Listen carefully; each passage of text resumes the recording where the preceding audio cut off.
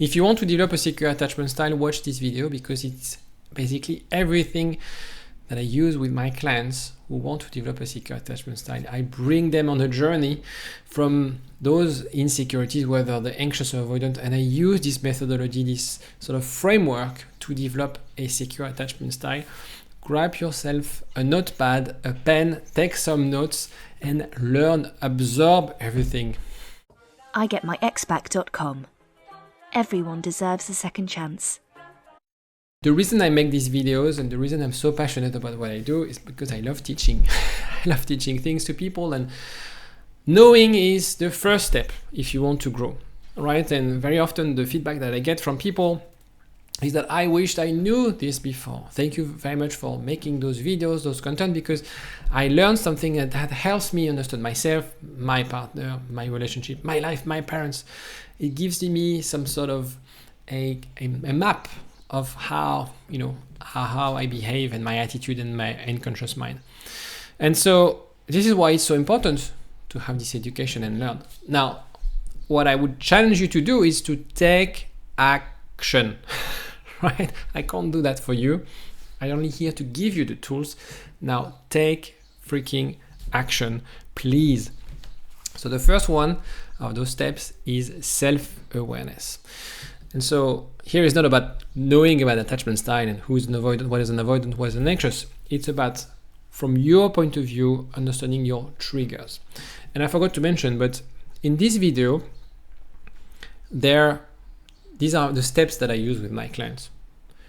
You can find hundreds of ways to develop a secure attachment style. What I've developed over the years is the Pareto rule, is looking at the 20% of the tools that delivers 80% of the result. And so the whole point is using one tool, one very simple but powerful tool that would help move the needle where you want to go. So around self-awareness, it's focusing on the triggers. The whole point is to shift your response from system 1 brain to system 2 brain. What is system 1 brain? System 1 brain is the automatic response. It's our unconscious mind. The way we process information is that we store things that we master, things that we don't have to overthink, and we store them, or we use our system 1 brain. And this makes us more efficient. So when you drive, for instance, you don't have to think about looking in the mirror, changing gears, etc. It doesn't take a lot of energy and bandwidth, right? This is why when you learn to drive, it's exhausting and you feel like, I'm so slow. And once you master this skill, it becomes automatic and you can have a conversation, change gears, etc. The same with fears. Fears is something that we sort of have inside our unconscious mind. And so the whole thing about attachment theory is how can you change this response, which is automatic, that we can't control. And the whole point of developing a secure attachment style is about learning how to regain control of your thoughts. And so using cognitive behavioral therapy principle, it's about deconstructing this framework of there's a trigger, there's a thought, there's a response. And so the first thing is really challenging your thoughts, right? Because the trigger, we can't change the trigger. The trigger is the environment, is the world. The world is tough, relationships are tough, there's things you can't control. What you can control is your thoughts, because your thought will dictate your response. So when someone doesn't reply to a message, the way you interpret this is based on your belief. As an avoidant, I won't experience it the same way as someone who's anxious. As an avoidant, I'll be, okay, well, they're busy, right? And I move on with my life. Or in my case, I would tend to forget that they messaged me. And actually, I do apologize for anyone who messaged me on WhatsApp. I know I'm super slow to reply, but I receive tons of messages. So really, really sorry. I always try to catch up on my messages, but I'm always late. So really, really sorry if you're waiting for a message from me. So if you're an anxious person, he didn't answer. He doesn't care. He's seeing someone. He wants me to suffer. we look at things and we interpret things based on our fear. The whole thing is understanding those thoughts, being aware of those thoughts. That's the first step. Then we will have to change. That will come in a second, right? So really importance of doing those things. And this is what we call in attachment-based therapy, in working on your internal working models. It's basically the scientific way to say how we see life and how we see relationship. So working models is basically the dynamic that I had with my parents, I applied with my partners. So primary attachment figure that transition from parents to your partner. So I experienced this. This is how I dealt with conflict. This is how I dealt with stress. This is how I dealt in terms of intimacy with my parents. And I'm going to do the same and expect you to do the same with me as an adult. Being secure is extremely simple. You just have to replace these working models and replace them with secure models. I will put some tools in the description and things for you to look at. I also forgot to mention that everything that I discussed is something that we will cover in an upcoming program. So have a look in the description. There should be a link to apply or with more details on our upcoming program. But basically, it's very simple. If you want to be secure, you replace those internal working models and you replace them by secure working models. And so the way to do that is, first of all, being aware that you're about to use those unhealthy, maladaptive responses. First thing, and then we have to train your brain to replace those things. So these are sort of examples, and again, that's a thing you can have access to in the description. Let me know in the comment section if there's a bug. Sometimes I'm not really good at putting PDF or links. So have a look. But so basically, what I've done is creating different sets of working models, and depending on your thoughts, depending on your attachment, how we can change and replace it with a secure response. Very often, you know what should be a secure response. So again, it's using this shifting from system 1 to system 2, pausing the process and reflecting and challenging those thoughts. Challenging those thoughts, this step number 2, is to identify those negative thoughts. There's something that sort of a filter that makes you look at the story you're telling yourself from a negative point of view. So it could be those inner critics, those voices telling you, I'm not good enough, for example, if you have an anxious attachment style. For if you're an avoidant, is the relationship is bad. That person is clingy, they're too emotional, or being vulnerable is a bad thing. So looking at those things and challenge them, right? Challenge the evidence. For any thought that you have, ask yourself if there's any evidence. What would my best friend tell me about that? Is there any proof? You can look for alternatives, for example, or more realistic explanation. The third thing is to develop positive affirmations. So this is how when you start replacing those things. As I said, it's about counter statement, right? It's about replacing, and it's not necessarily an affirmation that you have to speak in front of your mirror or stuff like that. It's just about, again, when you do this exercise, writing down those thoughts, is challenge yourself and play around. That's what we do in our group coaching sessions. Is we play around with people. We exchange, this is my thoughts. Let's brainstorm an alternative response, a more positive response. And what is very interesting is when you do this work with a therapist or with in my group coaching sessions with someone who's been you don't know or who's going through the same journey, it's very interesting that people who don't know you will find better answers than you, because sometimes we look at ourselves with lack of confidence. We don't want to allow ourselves to be that person. We don't look at ourselves from a very good and positive outlook. And when you have someone, again, as I said, a therapist or someone you don't know, a peer, that gives you an idea to replace those thoughts because they see you more objectively. When I speak with people, I don't know their history, I don't know their childhood, I don't know their trauma, but the way I see them is very objective. And it is actually how your partner sees you. This is how people around you sees you, right? So that's the step number 2. Challenging your thoughts. It's about changing the whole thing. It's the used to think that Earth was the center of the universe. This is what we have to do, right? Looking at everything that's going on and challenge this status quo, challenge this truth. People don't understand, which is normal, that your thoughts are not truth. It's not because you're thinking about something that it represents something true. That sounds a bit weird, but think about it for a second. We assume that everything that goes in our mind is the truth. This is not the case. Okay? Everything that comes in our mind is filtered based on our insecurities, our fears, our assumptions, or beliefs. And sometimes they are very negative. Sometimes we over amplify positive traits, which can generate another set of downsides.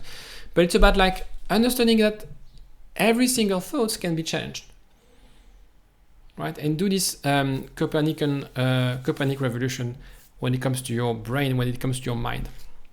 And so this is where therapy can help, because sometimes it's hard to find these cognitive distortions. It's been like this. You functioned like this for years. I was like this for 30 years.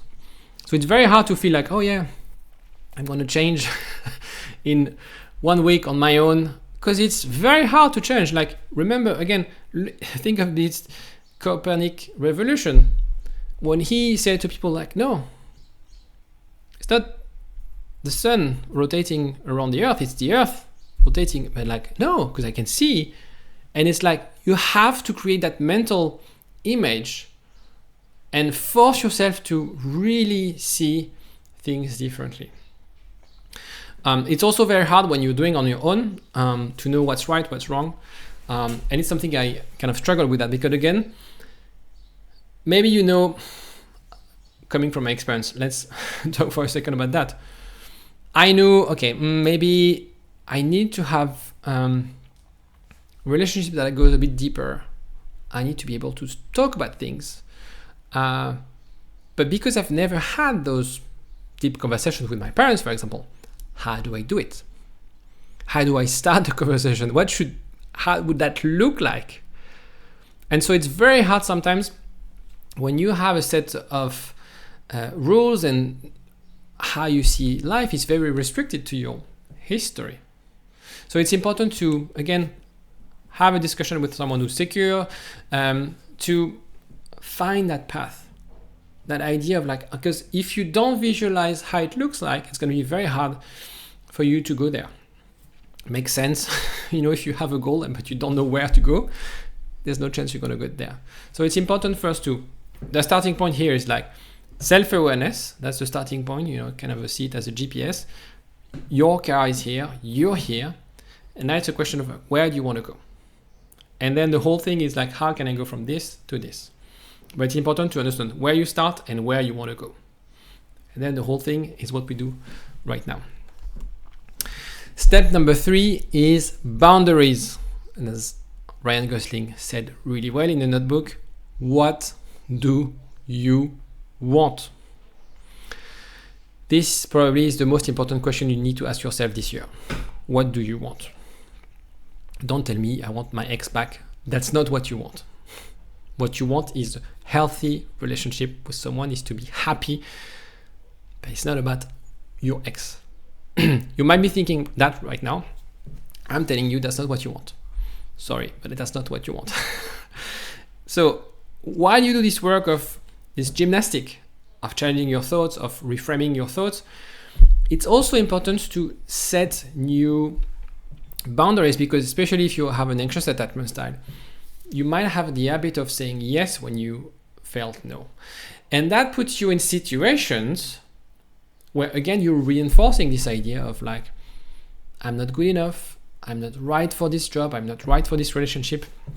And so it's very important to understand your emotional needs, your physical needs in the context of a relationship. Maybe the thing is, be very rational Be very structured, analytical about what you want.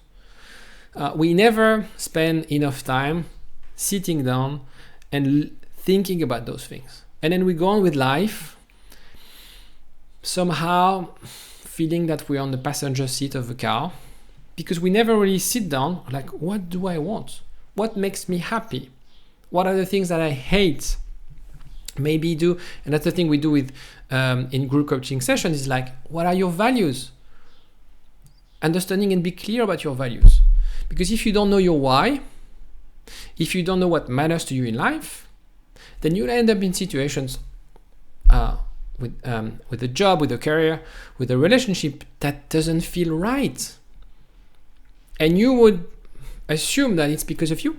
No, it's just because you chose the right path. You chose the wrong path. You chose the wrong relationship. Now, once you've understood those things, it's about, okay, I know what I want, I know what I don't want. How can I communicate this effectively? And it is really hard. It's really hard for me as well. And it's about how you can be more assertive. Find the right balance between affirm yourself and, without being confrontational. And maybe, again, it's another exercise that we do in our group coaching session, is like, it starts at work, it starts with friends. Challenge yourself. Say no. Why don't you try a week, this week, saying no to a few things? List, maybe, let's do this. Take a piece of paper and a pen and write down things you said no and you didn't feel like going or didn't feel like doing. Maybe there's something at work, maybe there's something with your friends or your family, a dinner that you didn't want to go. What were those things? And I'm pretty sure you can list at least three things that happened last week. And have this discipline of asking yourself, is someone asked me something? Learning to say no. And maybe in the next few days, you won't have the opportunity, or maybe there's, but force yourself, even if you want to do this, just, train yourself to say no and start, you don't have to say no to, I don't know, something that your boss is asking you, but maybe a colleague asking you to go, maybe you're the kind of person, because I'm a bit like that. What do you want to go for lunch? Whatever you decide. No, okay, you tell them, I want to have pizza, whatever. Even if you don't know, but like be affirmative, like, no, I want this. And see how it feels like, because maybe they'll start telling you, oh, I feel like more Chinese. And this is where it's interesting, because you feel like, okay, do I want to fight? Do I want to argue? But actually, is it fight? Because I don't think your colleague debating on where you should go for lunch is feeling that you're confrontational. It's just having a conversation of, I feel like going and have a pizza today. And they might be feeling, oh yeah, but I had pizza the other day. And that's how you build intimacy. And your colleague won't feel like, oh, she's a pain in the ass, he's a pain in the ass, if you have this kind of conversation. So with assertiveness, with boundaries, it's all about experiencing things. And the good thing is, even if you don't speak with your ex, even if you're in a relationship, it's something that you can test and work on in other contexts than romantic relationship. That's step number 3. Step number 4 is about communication. It's very simple. People break up because of communication. People get back together because of communication. It's more complex than that, but usually communication is a tool to sort of put everything into practice. It starts with what's going on inside, and then you express it outside with communication. So active listening. Most people think they are great listeners, but they're not. It's something you have to train on for years when you do my job. And it's very hard because you have to listen more. You have to put to shut your mouth. You have to be listening with a lot of attention and rather than thinking, what would I do if I were in that shoes? It's really about absorbing, welcoming things. Don't try to fill the gap. Don't try to advise things, or don't try to, put yourself in their shoes and say, oh yeah, it happened to me. Because this is how we usually build conversation, which is fine when you're with colleagues or friends. But in a way, if you want to have the other types of conversation, it's about like, okay, this is how they feel. I want them to express more. So see it as a game of like, I want you to tell me even more. I'm not going to accept what you tell me right now because I know there's a lot of things, there's a lot of layers. This is where therapists are great at, is because especially you have a bit of a chit chat and okay, that's level one. I'm not interested in that. I want to, the deep stuff. And the whole point is, okay, what you told me, okay, fact, etc. But I'm sure there's something behind. So it's about like, okay, open up more, give me more. And there's a few techniques about that, then about how you can get there. There's another element of communication, which is from nonviolent communication principles, is the use I statement. Rather than saying you do this, you do that, is I feel a certain way. I feel this when this happens. That basically release the pressure, and that person, and you can use that with your colleagues or with your boss, they won't feel threatened because it starts from you. You cannot blame someone for feeling a certain way. It's very personal. If you feel upset, I can't tell you, no, you can't feel upset. Well, you feel this way, right? So it's very important because they're always guilty of you, accusing, blaming the other. Non-violent communication, as I said, is about how you express things honestly and respectfully. And it's finding the balance, because sometimes we feel we are excusing everything, we accept everything. It's finding the right balance. Finding the right balance, also understanding their feelings. There's a great book, and I had to Google, so that's why I posted a video called Never Split the Difference from an FBI Negotiator. And it's very interesting because it's about psychology and communication and how you can understand your counterpart, how you can understand the person you're speaking with. That's step number 4. Step number 5, seeking secure relationships. Right? You're doing the work, you're trying to figure out the right set of needs and expectations. So you have every right to find a partner that will meet those needs. And this is my 2-bucket theory. I don't know. I think I've never seen it. Let me know if someone created this kind of theory before, because I don't want to be treated like I'm copying someone. But the way I look at relationships, and when I speak with my clients or even my friends, or when you look at love stories more generally, there's one bucket that is discussed or that is visible, is the exciting bits. It's about the chemistry, it's about the passion, friendship, sex, all of those things that makes us love, right? And when I speak with people who have a hard time with their breakups, usually they list me those things. We had this, we had that, we had this. Which is the reason they wants to get their ex back, which is the reason we start relationships, right? This is also the narrative of love stories. It's about chemistry, passion, sex, activities, the things that we do together, and so on and so forth. But the thing is, there's another bucket, and I call it the boring bucket. Maybe I need to find other terms for that. So the first one is very like pink, flashy, exciting. The other one is like brown. It's kind of boring, it's not exciting. You wouldn't write a book about those things. You wouldn't film a movie with Ryan Gosling about this. And it is about commitment, willingness to understand your point of view, being able to have difficult conversation, saying sorry. These are the things that are not necessarily exciting. It's going to be, I believe, these two things are equally essential.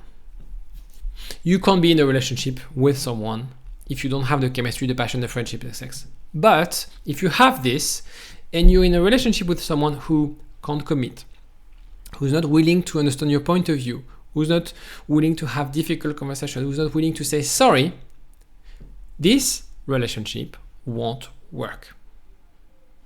As simple as that. There's no more things to say than that. Let me know in the comment section if you agree with that. And I think it's very important because when I assess my clients' relationship, I assess both buckets. They tell me, they spend 95% of the time talking to me about the pink things, the butterflies in their bellies. But I want to spend 95% of the time talking about the other things because they are equally important. And it's about, obviously when we talk about long-lasting, healthy relationships, you need both. And if you have been following me on Instagram, I've started to interview a lot of people in London, a lot of people who've been married for 20, 30, 40 years. They have this chemistry element, etc. Of course, still. But when you ask them and prompt them, they tell you the commitment element. They don't see another relationship. They when things were difficult, and that's the thing that is very important, interesting when you speak with people who've been together for 30 years, of course they had challenges. So, one couple, she's ill now, and their story, there's so many things that could happen, like the kids, and he lost his job at some stage, and she was here to support him. There's so many things, but they worked it out because they had this brown, boring bucket in their relationship. And it is super important. I don't think it's more important than the other one. I think they are equally important, but you need to have both in your relationship if you want to have a successful relationship. So this is my 2 bucket theory. I might do a lot of content about that. I need to find another way to illustrate this because it's really ugly, but it's just to make a point. And what is a secure relationship? First of all, you have to identify the red flags. And again, this is why it's step number 4. Once you understand the secure response, when you understand what you want, your values, you are able to look at things differently. You will view patterns of behaviors that you won't accept anymore. This is why also it's important to do the value assessment. The value workshop is understanding that you can't be in a relationship with a partner that doesn't share a lot of your values, because values is not something that you can change. Values, they can evolve, but usually we have a set of values and it's very somehow very fixed, and you need to find someone who would meet you at this stage. And also nurturing supportive relationship. So there's romantic relationship, but there's also friends, family. Sometimes we just need to get rid of some of our friends and have limited exposure to some of our people in our family. You just, again, it's very simple. Make a list of people who brings you joy or drain you energy. We all have a friend or someone we know that drains our energy. So just spend less amount of time with them. We all know someone who's negative. Whenever we say something, oh yeah, but when you have a project, you're excited, oh yeah, but it's never going to work out, right? Or who's jealous? You're in a relationship, they'll be, criticizing your partner. And you have other people who are positive. You want to have positive people in your life. It's as simple as that. And sometimes we fail to recognize that. So make that list. Who will make the cut? Suspense. Step number 6 is proactive self-compassion. And I think it's very important. This is step number 6, but it's also something that you need to do from the get-go. Especially in the context of a breakup. It's about how we can reconstruct and get that sense of confidence back. You will make mistakes. This is not a linear process. And it's important to understand that you're doing what you can. You are not perfect. I'm not perfect. We're not perfect. Nobody's perfect. I'm not perfect. Your ex is far from being perfect. And it's about understanding that and embracing that rather than blaming yourself. So there are a few things about self-care. It's very simple, and this is the thing that you can see online. If you Google how to heal after a breakup, you're going to have a list of self-care activities. And again, it's things that bring you joy, activities, and joy, happiness, energy. Could be hobby, could be sport. Find what makes you happy. If you don't like running, don't go running. Do something else. But then there's another element of self-talk that we discussed a little bit. Challenge the negative thoughts. Replace them. Maybe list them somewhere. I know a client of mine, she likes to have something, stick on her fridge, it wasn't on her fridge, on a mirror in the morning, where she will remember herself that the progress she's making. And maybe I think what she did is like every week she had, she would make a progress, or she would realize something and she would list it down. And every morning she would see this progress, because sometimes we do the work, we make a lot of progress, and we habituate ourselves to this new state, and we forget that we've made progress, and we forget that, okay, we were there before, crying and staying at home in our PJs on a Sunday, eating ice cream. And right now I'm going to the gym 3 times a week. Could be anything, but embracing that journey as well. And as I said in the intro, is the element of forgiving yourself, because everyone makes mistakes. You will make mistakes. It's going to be difficult. You're going to have hard time. I'm not going to lie. Even my clients have a hard time. It's all about the progress. It's all about how you can embrace the idea that you go from one place to another one. That's the only thing that matters. The worst thing that could happen is if you stay here. So sometimes we stay here because we don't know what to do. We are, frozen. There's so many things that prevent us. We lack energy. We don't have any sort of accountability. So for me, when I struggle to do things, for me it's accountability. I need someone to be accountable with. So that's why I always have a coach for many things in my life. So if I go to the gym, I can go to the gym on my own, but I know my session will be 10 times better if I go to a class or have a PT or whatever. So this is fine right now, and be sort of realistic and not blaming yourself. I want to go there. What are the things in place? What are the things that are preventing me from achieving this? That's a very simple coaching question.